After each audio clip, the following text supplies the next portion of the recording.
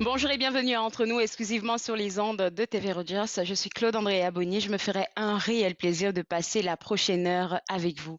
Aujourd'hui à l'émission, on va parler avec notre chroniqueuse cinéma Gisèle Nantais et elle a une belle sélection de films à nous faire découvrir.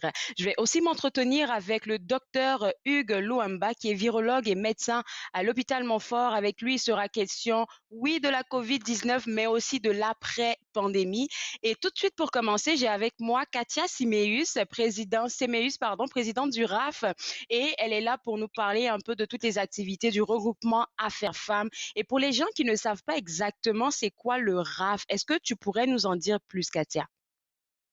Bonjour Claude Andrea, merci beaucoup premièrement de m'inviter à ton émission. C'est toujours un plaisir de venir discuter avec toi. Alors pour ceux qui ne le savent pas, le regroupement Affaires Femmes, premièrement, ça existe depuis 2006. Donc ça fait quand même un bon 16 ans qu'on existe. Et la mission principale, c'est vraiment de faire rayonner l'excellence et le leadership des femmes et des filles noires francophones à l'échelle du pays.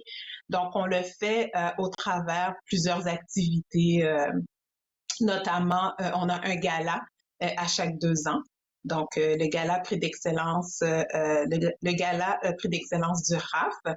Et on a aussi des activités avec les jeunes filles et les aînés aussi.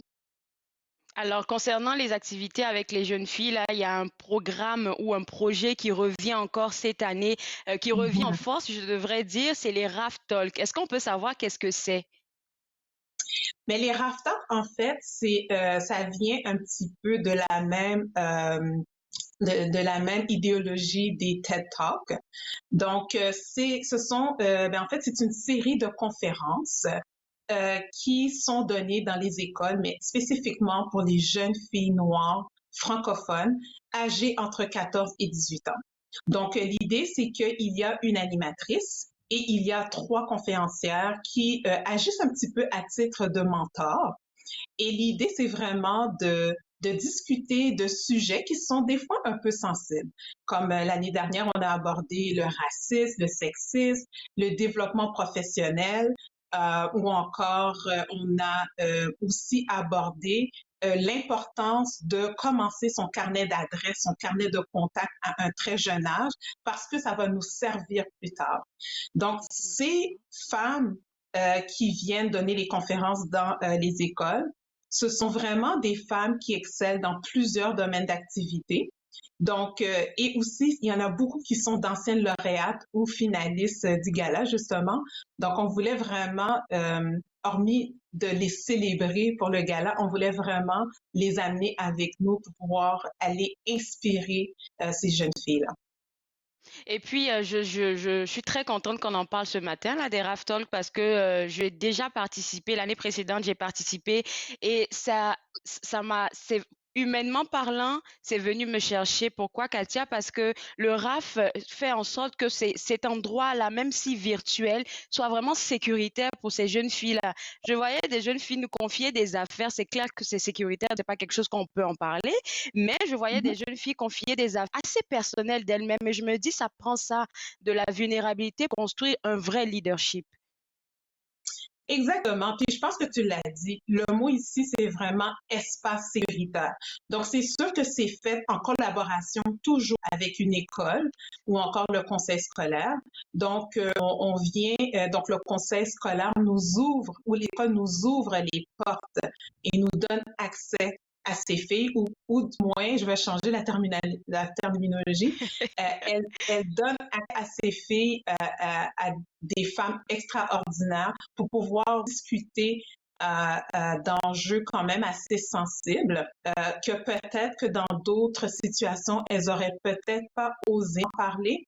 Donc, tu l'as dit, ça t'a touché. Ça touche tout le monde. Je pense que toutes les conférencières et même les animatrices, je pense que ça a été au-delà de leurs espérances. Oui, c'est bien de partager le vécu, mais au-delà de le partager, d'aider et d'inspirer, ben ça vient nous donner comme une valeur ajoutée à l'expérience et c'est vraiment très plaisant là, comme sentiment. Et je pense que l'année précédente, même si c'était la première édition, on a vu un Mhm, certain engouement dans la communauté. Il va nous rester 45 secondes. On va continuer mhm. cette conversation là après la pause, mais juste ce moment-là, pour les écoles, par exemple, qui nous regardent, comment ils pourraient participer au RAF? Mais comme tu dis, c'est ça, il y a eu quand même un engouement l'année passée et cette année encore plus, au point où est-ce qu'on va offrir à l'échelle de la province. Donc, vraiment, les enseignants nous contacter à info@afam, donc afemmes.ca, si vous êtes intéressé à offrir ce programme à vos élèves.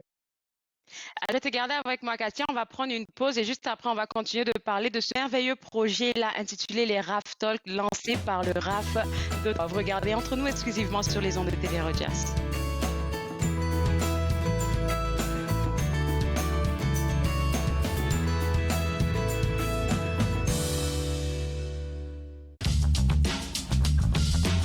Cette émission est présentée par Télé Ella. Vous êtes enfin aux commandes. Pour en savoir plus, visitez rogers.com.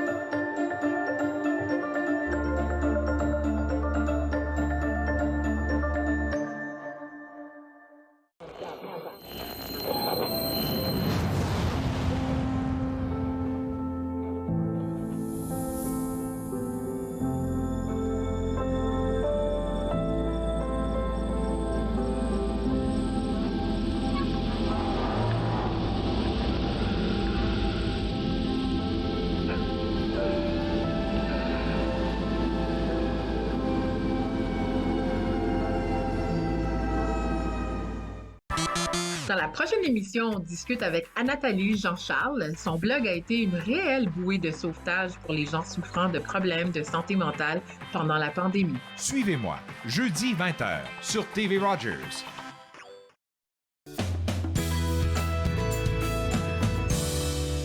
De retour entre nous exclusivement sur les ondes de TV Rogers, on s'informe toujours sur le projet des RAF Talk lancé par le regroupement Affaires Femmes et toujours avec moi la présidente Katia Semeus. Et Katia, avant la pause, on mentionnait un peu que les RAF Talk avaient été inspirés par les TED Talk. Et là, je sais que votre but au regroupement Affaires Femmes, c'est vraiment de motiver ces jeunes filles-là et tout. Mais est-ce qu'il y aura un objectif caché là en arrière? Objectif Une caché, mission non. cachée. Ben, en fait, nous, la mission a toujours été au RAF de vraiment faire rayonner les femmes. Donc, on s'est dit, bon, on le faisait déjà avec les galas. Donc, pourquoi pas commencer plus jeune et d'inspirer justement ce sens de leadership-là chez nos jeunes filles noires, parce qu'on sait que ça peut changer leur vie et d'avoir aussi accès à à une représentation, à une image de femmes qui leur ressemblent, à des postes stratégiques ou encore des femmes qui réussissent et d'avoir accès à ces femmes-là pour leur poser des questions. Je pense que, comme je l'ai dit, ça peut changer le parcours d'une jeune fille. Puis c'est vraiment dans cette optique-là qu'on le fait. Moi, je vois exactement ce que tu es en train de dire là, parce que pour moi, oui, le fait d'encourager, c'est bien beau, on a un environnement sécuritaire, on discute, mais qu'est-ce qui prouve qu'après, les filles vont avoir ce même engouement là qu'elles ont eu durant la conférence? Et moi, quand je parle d'objectif caché, là, moi, j'ai pu le percevoir dans tout le travail que vous avez abattu. C'est vraiment de préparer la relève de demain. Il y a beaucoup de femmes noires qui se démarquent dans la communauté, mais qui sera la relève de demain? Et je pense que Mhm. c'est en ce sens-là que le RAFTOL fait un travail extraordinaire. Est nécessaire. Et je remercie d'ailleurs, premièrement, les enseignants qui ont vraiment fait preuve d'ouverture pour C'est lancer ça, vrai, oui. pour faire rentrer ce programme à l'intérieur des murs des écoles. Et sans compter aussi un gros remerciement aux animatrices, aux conférencières mentors, à l'équipe du RAF aussi qui travaille vraiment à l'année longue pour mettre sur pied le programme. C'est beaucoup d'appels, c'est beaucoup d'appels justement dans les écoles. Puis on sait que dans les écoles, avec la pandémie, ils sont déjà surchargés. Oui. Donc, imaginez-vous gérer une pandémie, des horaires qui changent tout le temps. Nous, on arrive avec un nouveau programme. Donc, vraiment, je l'apprécie. Puis vraiment, si vous êtes un enseignant, si vous voulez vraiment changer la vie de ces jeunes filles-là, je vous recommande vivement ce programme. Et je veux aussi, très important, remercier nos bailleurs de fonds. Donc, on a aussi le programme Ottawa bilingue de l'ACFO d'Ottawa, le programme Vice-Versa de la Fédération de la jeunesse canadienne-française et le tout aussi financé par le gouvernement du Canada. C'est un beau programme, on a des appuis, puis ça mérite d'être mentionné. Alors, pour les gens qui nous regardent, encore une fois, on va essayer de rappeler comment c'est le processus. On a dit tantôt avant la pause comment il fallait envoyer une demande à info@affemmes.ca. Mais maintenant, c'est quoi le processus? Quand je dépose une demande, qu'est-ce qui se passe ensuite? En fait, il y a une de nos coordonnatrices qui s'appelle Nathalie, qui travaille très, très fort, qui va faire vraiment le suivi avec la personne responsable, soit dans les conseils scolaires ou encore à l'école. Et juste pour vous dire, entre parenthèses, pour vous témoigner de l'engouement, il y a des conseils scolaires qui ont acheté le programme pour toutes leurs écoles secondaires. Donc, c'est à ce point-là que c'est très populaire. Nathalie va aussi vous diriger s'il y a du financement ou des microfinancements de disponibles. Elle va pouvoir vous diriger en ce sens. Comme ça, vous allez pouvoir avoir du financement pour pouvoir, avoir les programmes. Après, on vous envoie un cahier des mentors, un cahier des animatrices. Et dépendamment, chaque mentor ou chaque conférencière a un secteur d'activité. Il y a des femmes qui sont dans le secteur de la communication, de l'événementiel, de l'entrepreneuriat, des sciences ou de l'informatique. Et ce sont vraiment les filles avec leurs professeurs qui choisissent quelle conférencière et quel sujet qu'elles veulent aborder. Donc, ça se passe comme ça. Puis après ça, on programme le tout et on se présente la journée.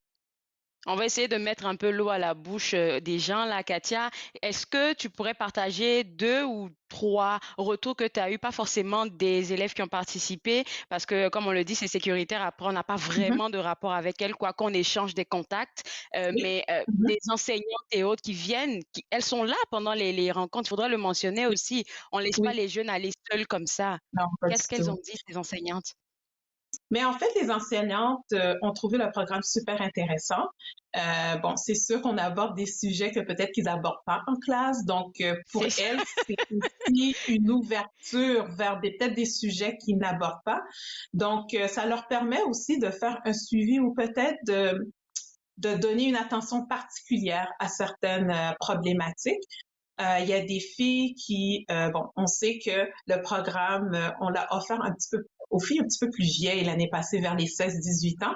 Je sais que dans une école en particulier, il y a 2-3 jeunes filles qui ont poussé l'expérience pour l'offrir à leurs collègues plus jeunes encore. Puis ça, on avait vraiment trouvé ça intéressant.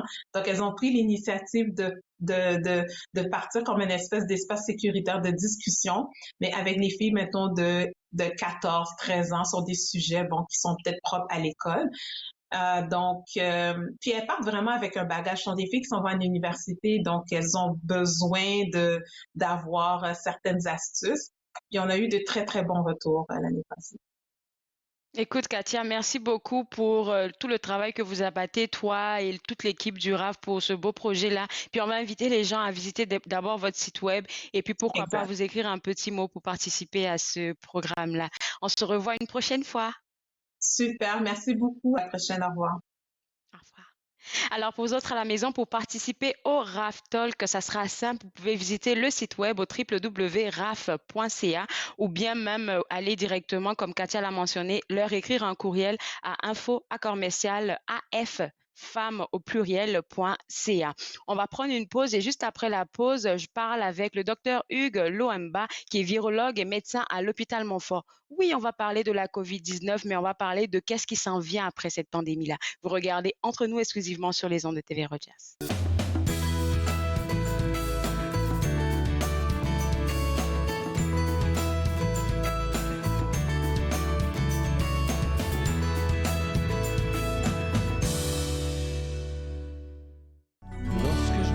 Seul, et ça m'arrive souvent. Je pense à toi qui attends mon retour. Je marche et je jongle, j'ai peur que tout s'effondre. Sauras-tu m'attendre pour toujours? Tes yeux sont clairs, tes pensées sont pures. T'es la plus belle que j'ai connue. Je te vois sourire, je me sais comment te dire, tu es celle que j'ai toujours voulu.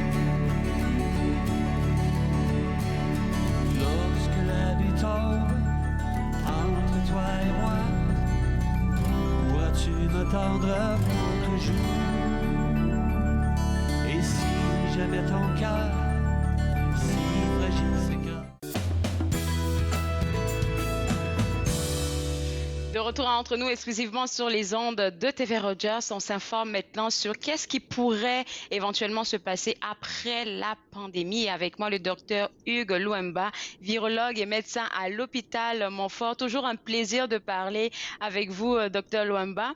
Et moi, ma question, là, c'est une question de petite frustrée. Je vais commencer tout de suite, là. Avec tout ce qui se passe avec les variants et tout ça, est-ce qu'on va finalement s'en sortir? D'abord, pour commencer, bonjour. Merci de m'avoir invité à votre émission.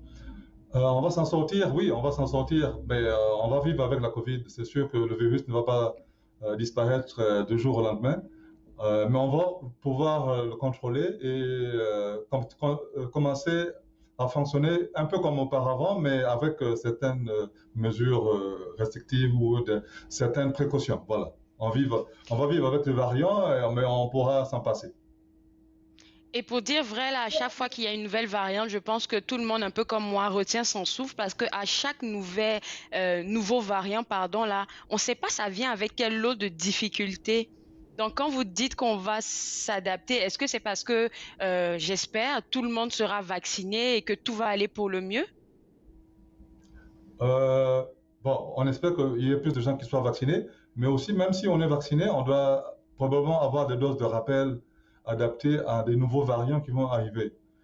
Vous savez que lorsque la pandémie avait commencé, c'était un nouveau virus. Personne n'avait d'immunité contre ce virus-là. Au fur et à mesure, on a avancé, il y a eu des vaccins qui sont arrivés, et puis on est arrivé à un certain niveau de vaccination dans certains pays.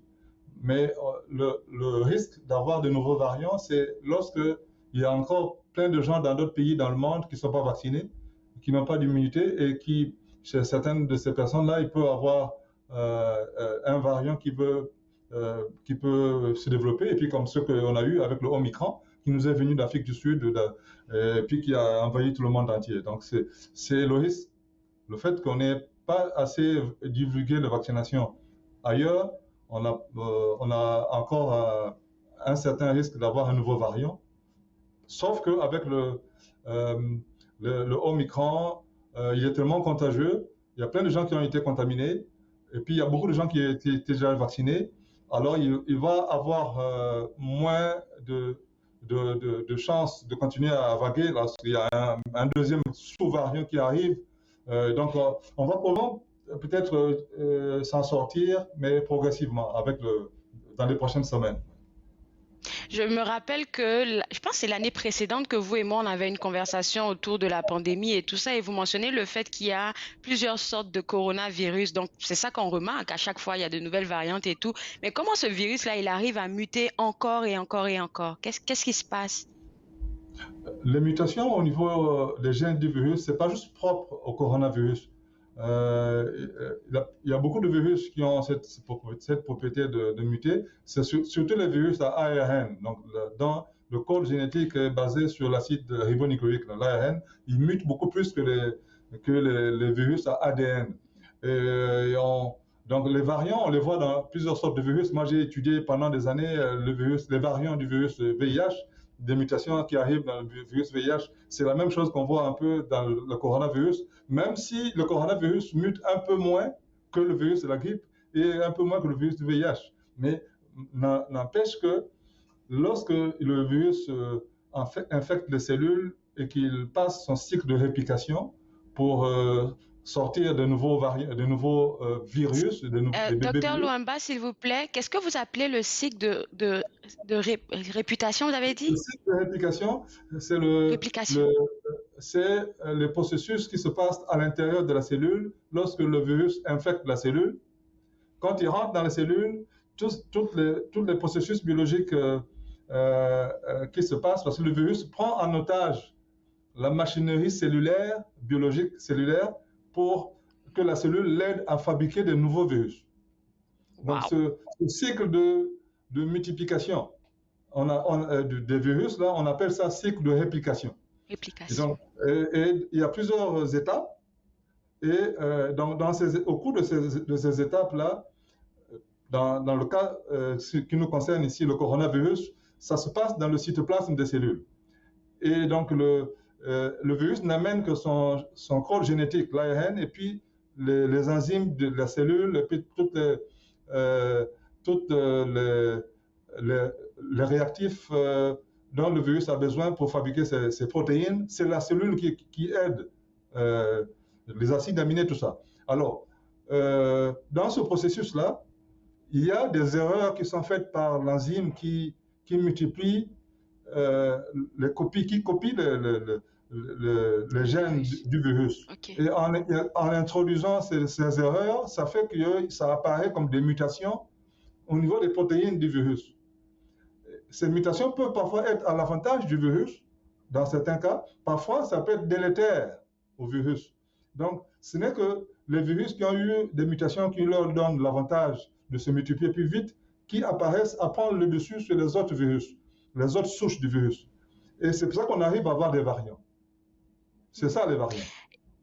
Alors, si je veux poser une question concernant les vaccins et les différents variants qu'on a là, imaginons que demain, il y a toujours de nouvelles affaires avec cette pandémie-là, qui est un nouveau variant.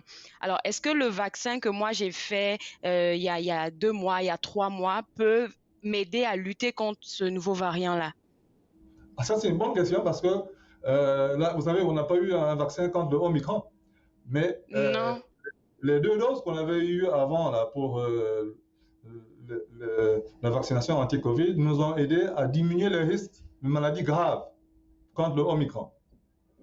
Mais avec 2 doses, on était très, très, très bien protégés et contre l'infection et contre la maladie grave avec le variant Delta. Mais après, le Delta s'est fait supplanter par le variant Omicron.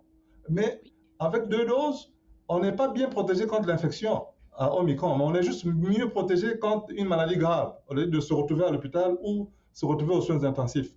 Alors, pour augmenter le niveau de protection contre l'infection avec le Omicron, ça prend la 3e dose. C'est pour ça qu'on a demandé à plusieurs personnes de 18 ans et plus d'aller chercher la 3e dose, parce que la 3e dose augmente le niveau d'anticorps contre le virus, donc la souche Omicron. Ça vous protège contre l'infection, mais ça vous protège aussi contre la transmission de l'infection. Donc, vous avez moins de chances d'accueillir l'infection et moins de chances de le transmettre. Mais en même temps que ça augmente la protection contre l'infection à Omicron à 70-75%, mais presque à 90%, ça vous protège contre une maladie grave, contre Omicron. Et pourtant, ce n'est pas un vaccin typique pour le Omicron.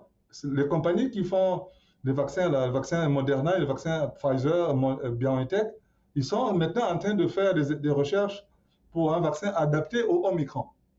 Donc, plus tard, s'il y a un autre sous-variant ou variant, ils vont peut-être adapter, mais on n'aura peut-être pas la chance d'avoir le vaccin adapté au Omicron d'ici là. Peut-être que dans un an ou dans plusieurs mois, on aura besoin d'avoir une dose de rappel autre que le vaccin sur lequel ils travaillent sur le Omicron. Docteur Louemba, je vais vous garder avec moi. On va prendre une pause et juste après la pause, j'ai quelques questions à vous poser concernant la 3e dose, mais aussi les risques post-pandémie. Vous regardez Entre nous, exclusivement sur les ondes de TV Rogers.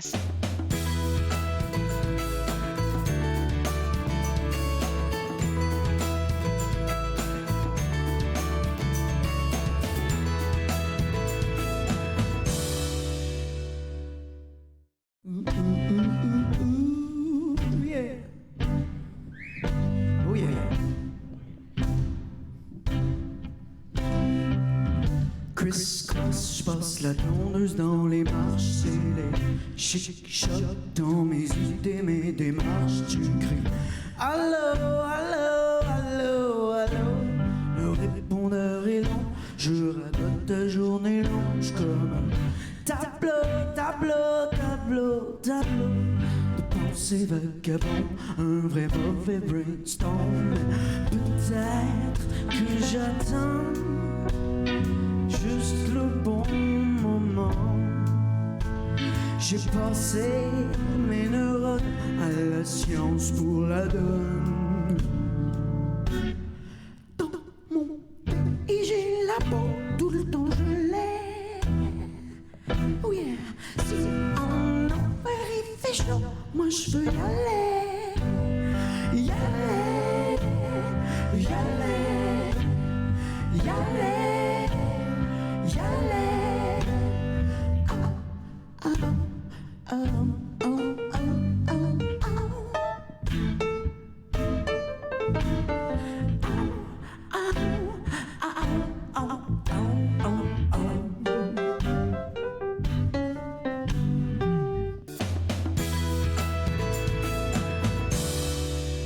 De retour à Entre nous, exclusivement sur les ondes de TV Rogers, on parle toujours de notre contexte pandémique, du contexte pandémique que toute la Terre entière vit en ce moment. Et toujours avec moi, le docteur Hugues Louemba, qui est virologue et médecin à l'hôpital Montfort. Et docteur Louemba, avant la pause, on parlait de la 3e dose, de comment c'est important.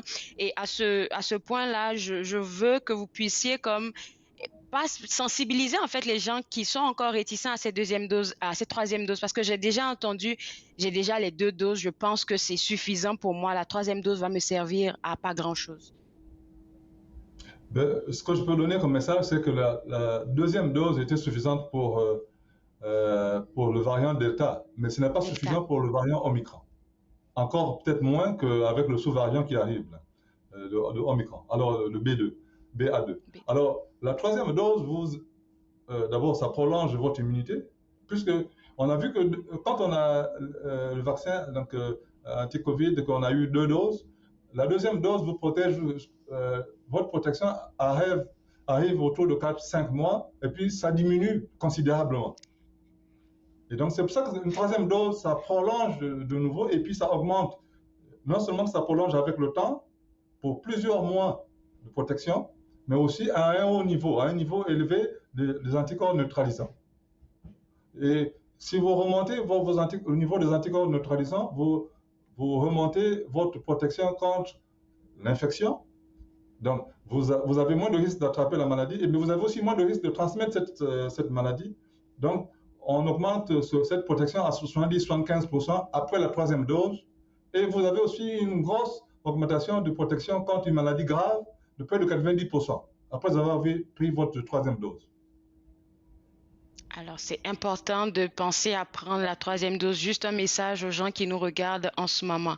Alors, on veut parler aussi de ces fameuses pilules. On en entend parler, on veut savoir c'est quoi, est-ce que ça va vraiment nous aider? Et puis aussi, je pose trop de questions en même temps, je sais, mais je pense que les gens se posent les mêmes questions que moi. Est-ce que si je prends ces pilules-là, si elles sont maintenant offertes à tout le monde, ça pourrait m'éviter de prendre des vaccins encore et encore?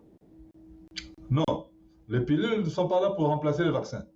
Les vaccins, c'est un des outils les plus importants pour sortir de cette pandémie. Les pilules viennent s'ajouter à tous les autres outils dans la boîte à outils que nous avons pour lutter contre la COVID.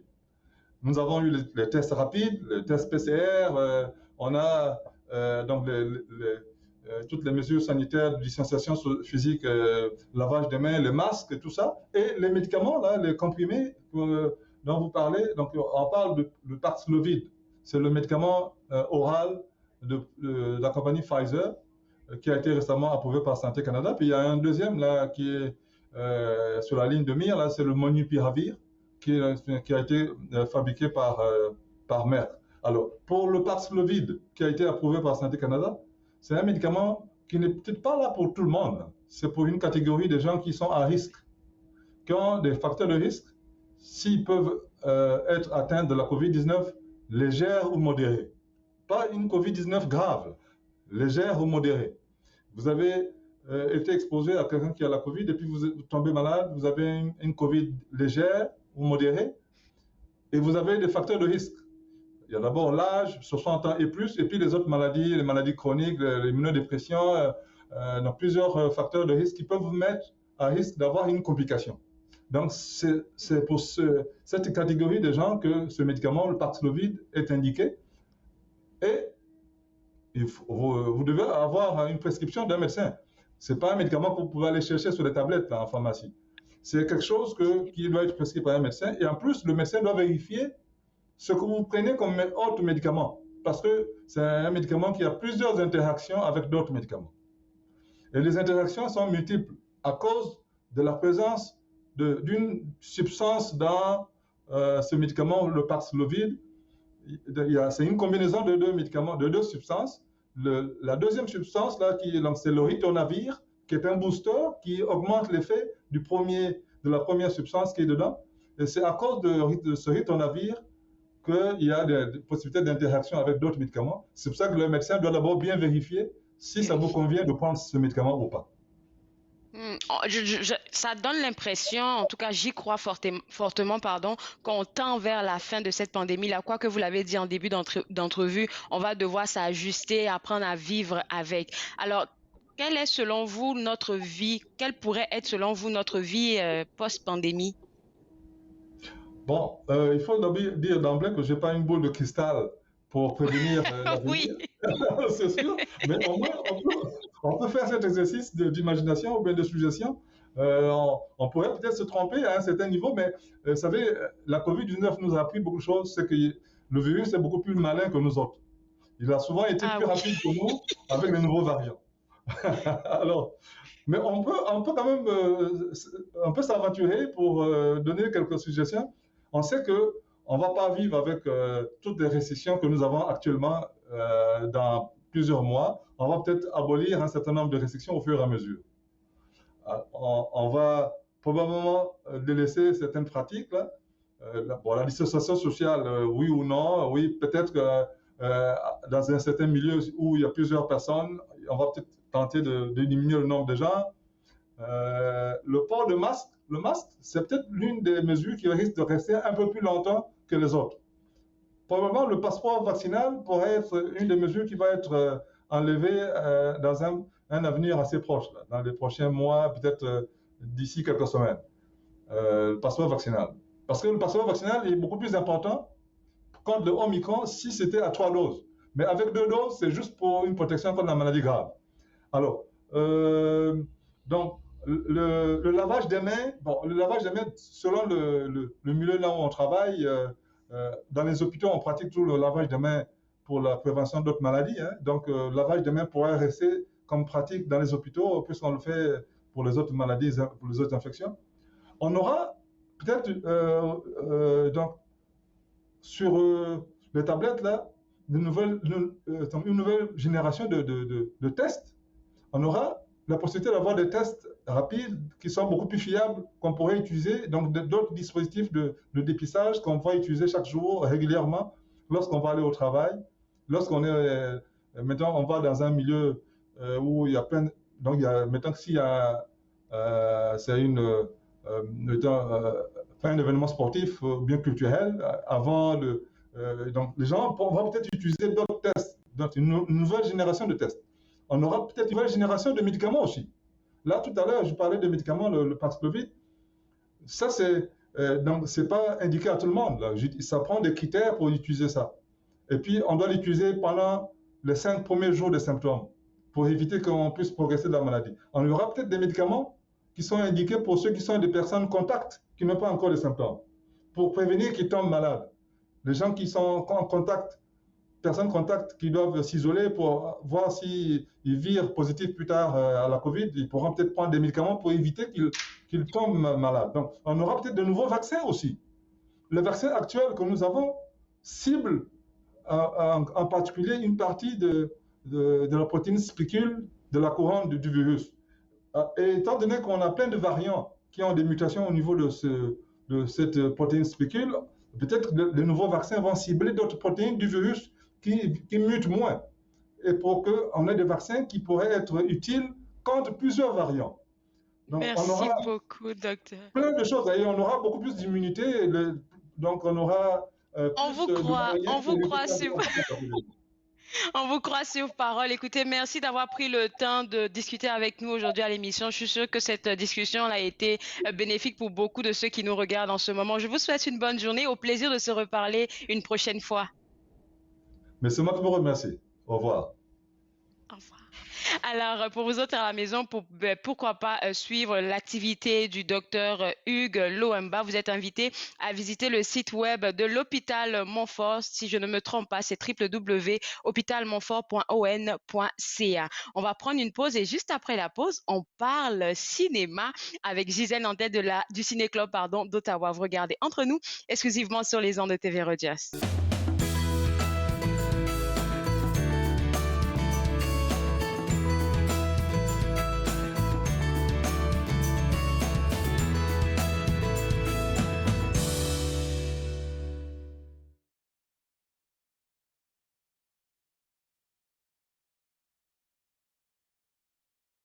Oh yeah.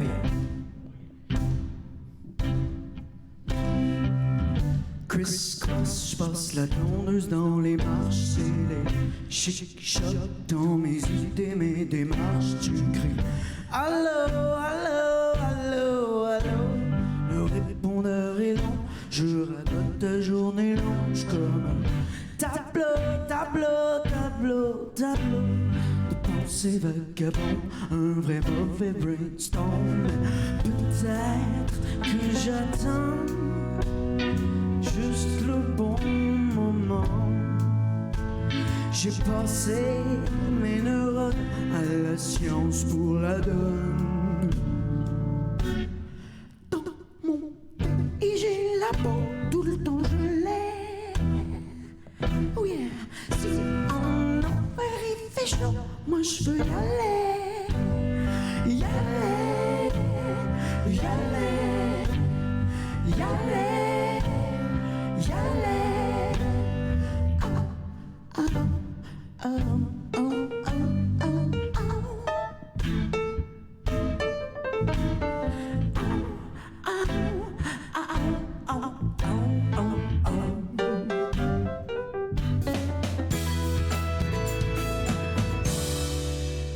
De retour à Entre nous, exclusivement sur les ondes de TV Rogers. Si vous avez besoin de suggestions cinéma ou bien de films à regarder ce week-end, Gisèle Nantel du Ciné-Club d'Ottawa est avec nous. Et Gisèle, tu nous viens avec une belle brochette de films à présenter. Oui, parce qu'il ne faut pas oublier que c'est la Saint-Valentin en fin de semaine, en fait lundi, mais la plupart des gens vont fêter pendant la fin de semaine. Et donc, j'ai plusieurs films qui parlent d'amour. Alors, on aime ça, l'amour. Oui, oui. Et c'est important de fêter l'amour, hein, parce que ça nous donne le goût de vivre. Et donc, oui. Et donc, le premier film, c'est Alien, que les gens de l'Outaouais attendaient beaucoup et qui va jouer finalement au Cinéma Bytown vendredi. Donc, demain, au Cinéma Bytown, ils vont présenter tous les jours le film Alien, qui avait clôturé le Festival Cinémania à Montréal en novembre. Et c'est une coproduction, évidemment, France-Québec.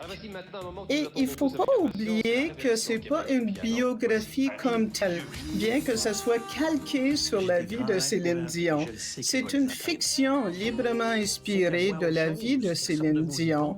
Et il ne faut pas oublier non plus que Valérie Lemercier, la réalisatrice, et celle qui joue Aline, est vraiment une humoriste. Hein? Et elle a produit beaucoup de comédies. Elle a réalisé des comédies comme Palais Royal, par exemple. Donc, c'est une humoriste et il ne faut pas prendre ça comme une biographie telle qu'elle. C'est plutôt qu'on voit, par contre, que Valérie Lemercier adore Céline. Elle a un engouement pour l'âme, le talent, la dynamique et l'humour de Céline Dion. Et donc, c'est plus un hommage. Mais il faut pas oublier que par moments, c'est caricatural. Bon, surtout dans sa jeunesse, hein, Céline était la 14e d'une famille. Il vivait dans une vieille maison en bois rond.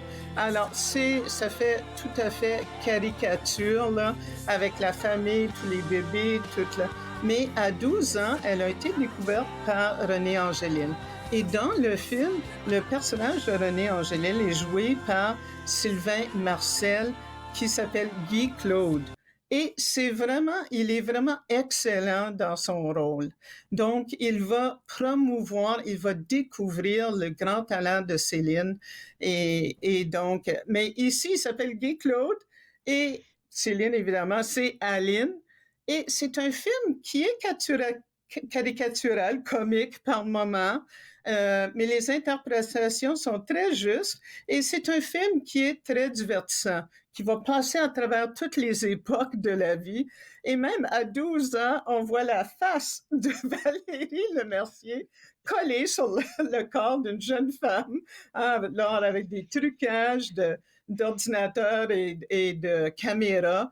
On va présenter une jeune Céline qui va toujours avoir la face de Valérie Lemercier.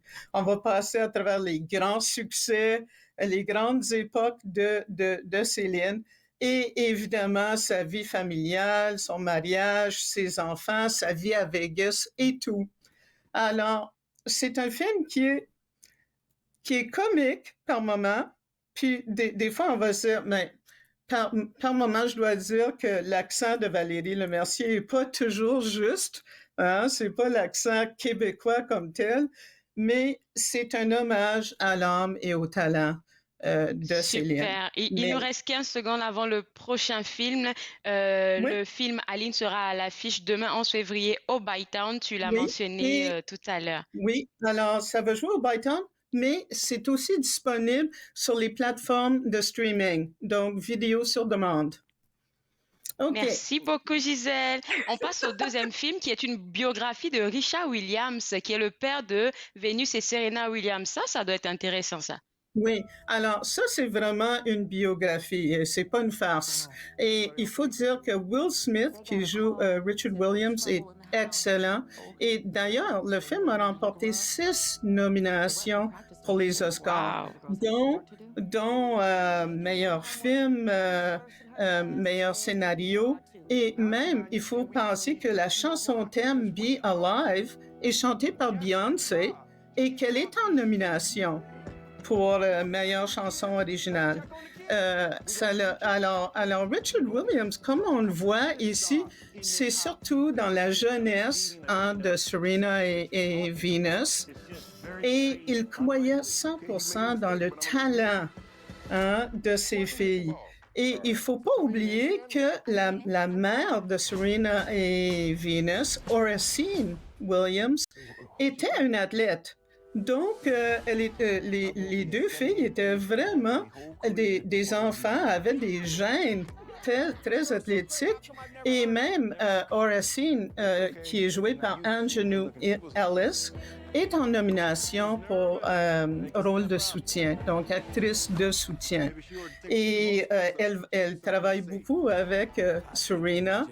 Venus est la plus vieille, mais il faut dire que c'est vraiment Richard Williams qui avait écrit un plan de 78 pages qu'il avait présenté partout. Il a cogné aux portes pour présenter leur talent parce que vraiment, ils n'avaient pas les moyens financiers pour vraiment entraîner des athlètes internationaux. Et là, bien, il s'est associé à Machi, à Bolletary, et qui sont des vraies académies. Et c'est une histoire d'amour vraiment entre des parents et leurs enfants. Et aussi, c'est un hommage à la détermination, au talent et aux efforts, hein, parce qu'ils sont sortis d'une situation qui était assez difficile. Même quand ces filles étaient jeunes adolescentes, elles avaient des problèmes avec des gangs de rue et même son père, Richard Williams, a dû défendre l'honneur de ses filles plusieurs fois. C'est intéressant Alors, parce que là, on se rend compte qu'on ne connaît pas vraiment ces stars-là, on les voit juste à la télé, mais d'avoir un film biographique comme ça dans le genre, c'est super intéressant. oui, et il ne faut pas oublier que Serena a gagné 23 grands chelems et Venus 7. Et ensemble, ils ont gagné 14 grands chelems en double. C'est vraiment... c'est où que ça va être à l'affiche? On va prendre une pause, il va nous rester juste 45 secondes. Alors, ça joue, pour le moment, ça joue dans les plateformes de streaming, donc vidéo sur demande. Mais je suis sûre qu'avec les nominations, ça va revenir en salle et les gens vont avoir l'occasion de le voir, comme Alien, par exemple, puis d'autres films.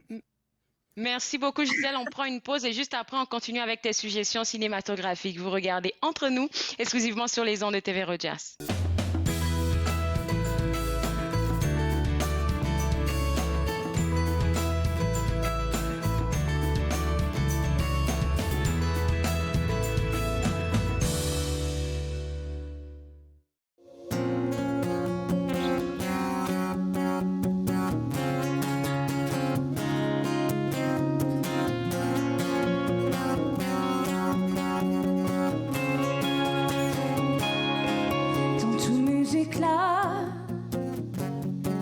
De rire et de fou, d'élire et de goût, de dire et de mots, dans tous mes états, de foi et de tout, d'élan et de toi, de moi et de nous.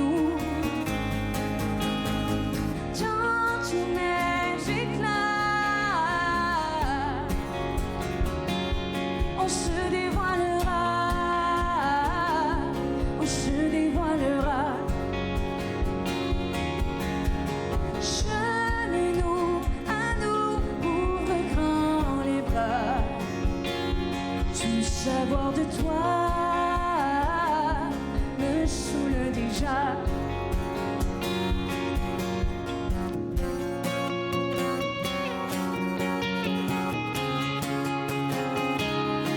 Dans tous mes débats de terre et de cris. De retour entre nous exclusivement sur les ondes de TV Rogers, des suggestions cinématographiques en rapport avec la Saint-Valentin de Gisèle Nantais et on continue avec le film West Side Story. C'est quoi comme film? Bon, alors, il faut dire que West Side Story, la version originale, était faite en 61 et c'était vraiment une histoire d'amour Roméo et Juliette, mais sur un quartier populaire à New York. Hein? Donc, c'était vraiment genre de remake, mais la musique était de Leonard Bernstein et les paroles, toutes les chansons étaient composées par Stephen Sondheim.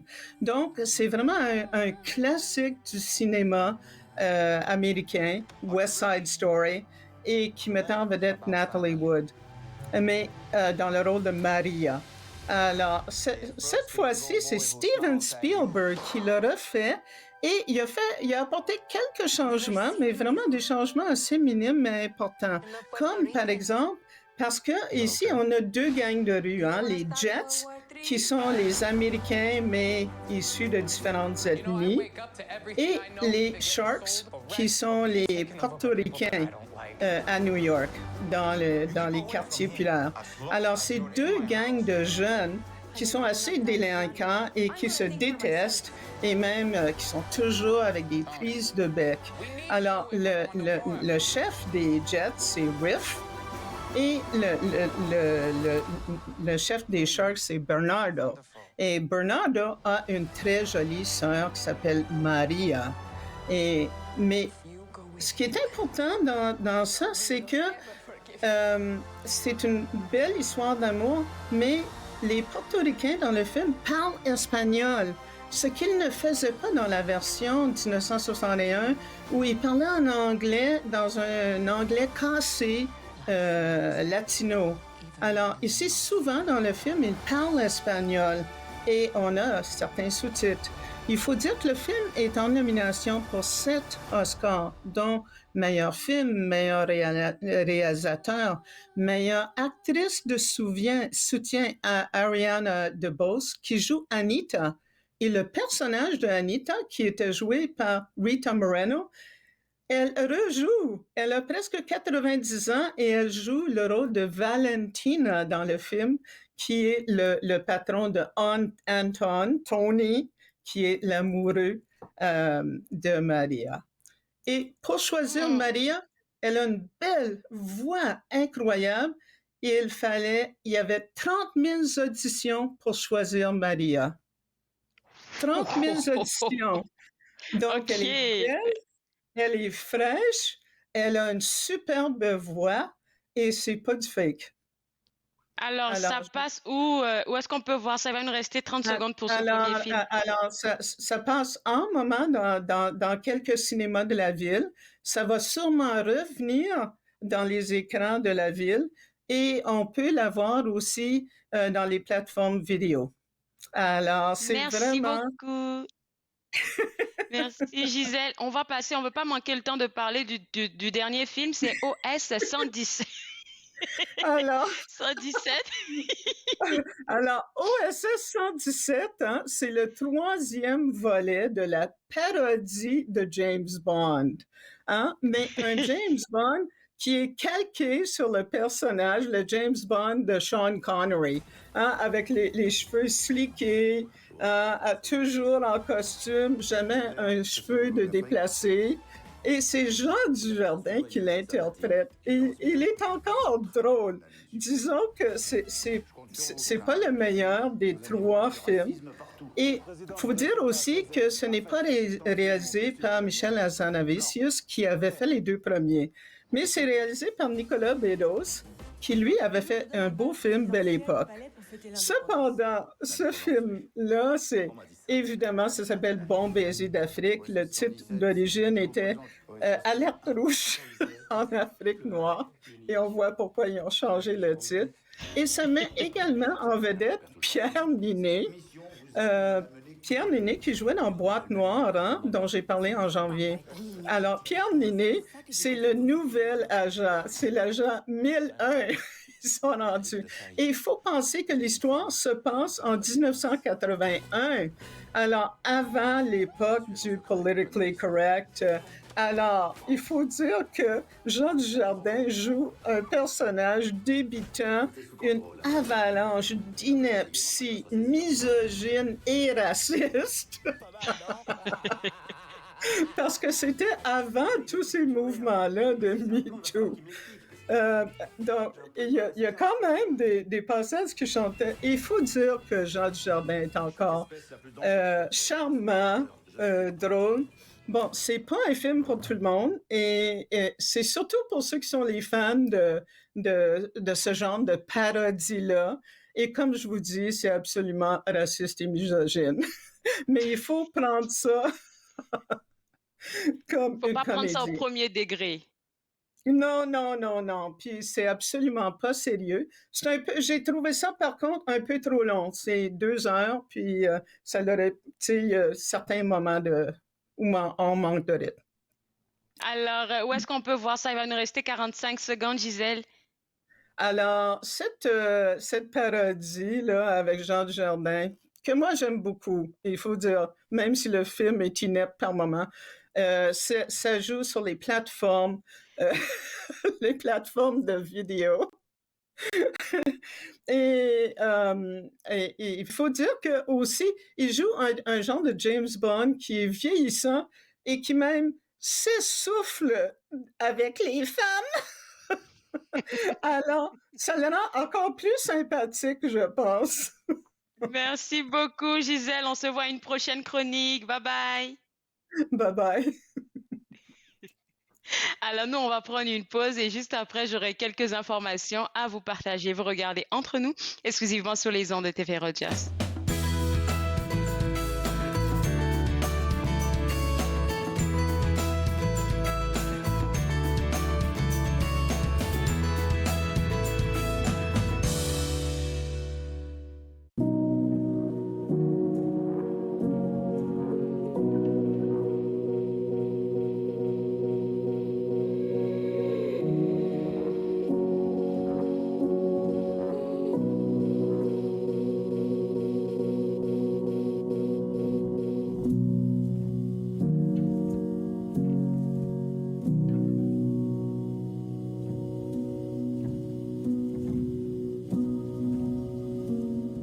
À l'émission de cette semaine, on rencontre M. Gérald Côté, un conteur et chanteur qui nous vient de la chute à Blondeau. Donc, j'espère que vous serez des nôtres pour l'émission. Viens que je te raconte, dimanche 21h sur TV Rogers.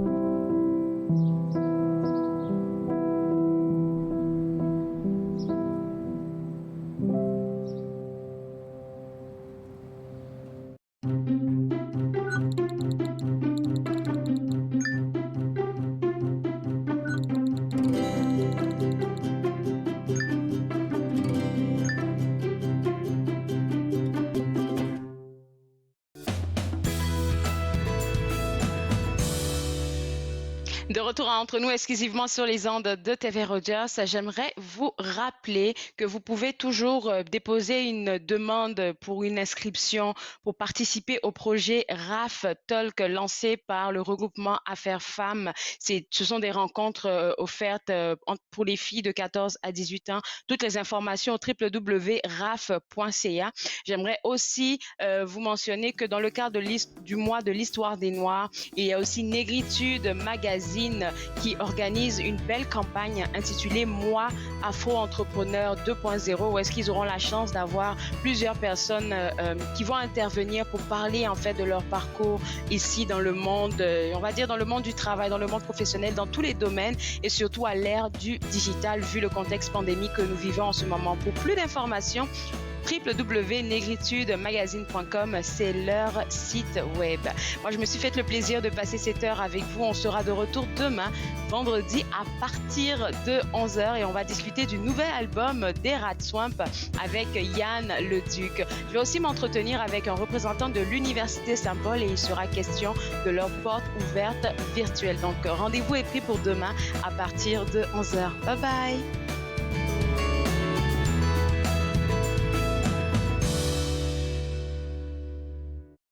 Faites-nous part de vos commentaires en composant le 613-521-2323 par courriel sur Facebook et Twitter.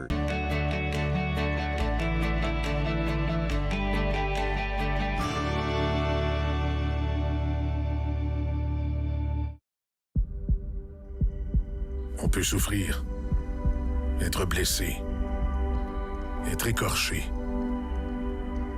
ralenti, désemparés, même paralysés. Mais rien ne peut nous abattre, car nous sommes bâtis sur des fondations solides, inébranlables comme notre mission. Combattons. Combattons ensemble. Mettons que ma jeunesse n'était pas sans drogue. Je dis quoi, mon ado? J'aimerais qu'il vive sa jeunesse sans avoir peur de me parler de drogue. C'est possible? Choisir de vivre sa jeunesse sans aucune drogue, est-ce que c'est utopique? Des questions au sujet des jeunes et de la drogue. Jeunesse sans drogue, Canada.